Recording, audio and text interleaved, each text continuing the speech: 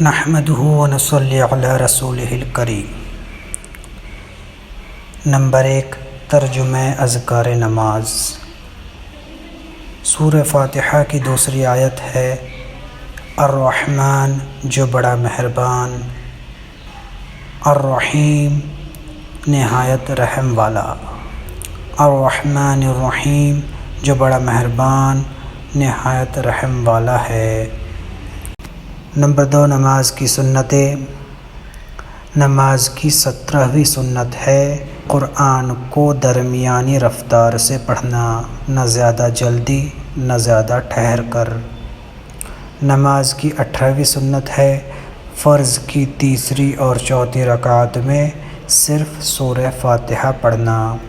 نماز کی 19ویں سنت ہے رکوع کی تکبیر کہنا۔ نمبر 3، بڑے بڑے گناہ جو بغیر توبہ کے معاف نہیں ہوتے۔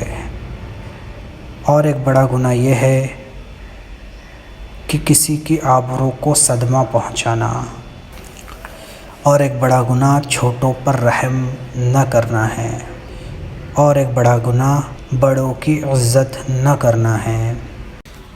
نمبر 4، گناہ کے نقصانات جو دنیا میں پیش آتے ہیں۔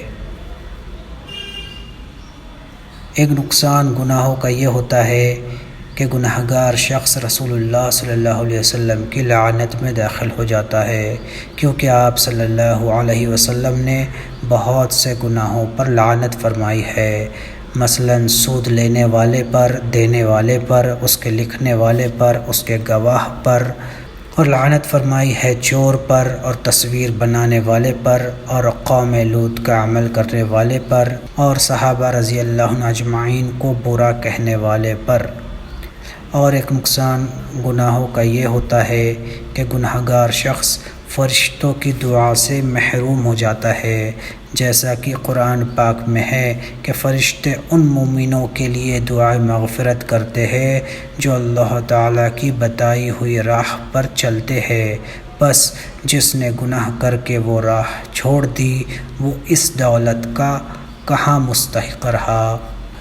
اور ایک نقصان گناہ کا یہ ہوتا ہے کہ طرح طرح کی خرابیاں زمین میں پیدا ہوتی ہے، یعنی اس کے گناہوں کا اثر ساری کائنات پر ہوتا ہے، پانی، ہوا، غلہ، پھل، یہ ساری چیزیں ناقص ہو جاتی ہے۔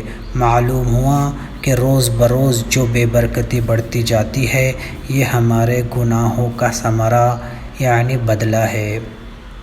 نمبر 5، طاعت کے فائدے جو دنیا میں ملتے ہیں۔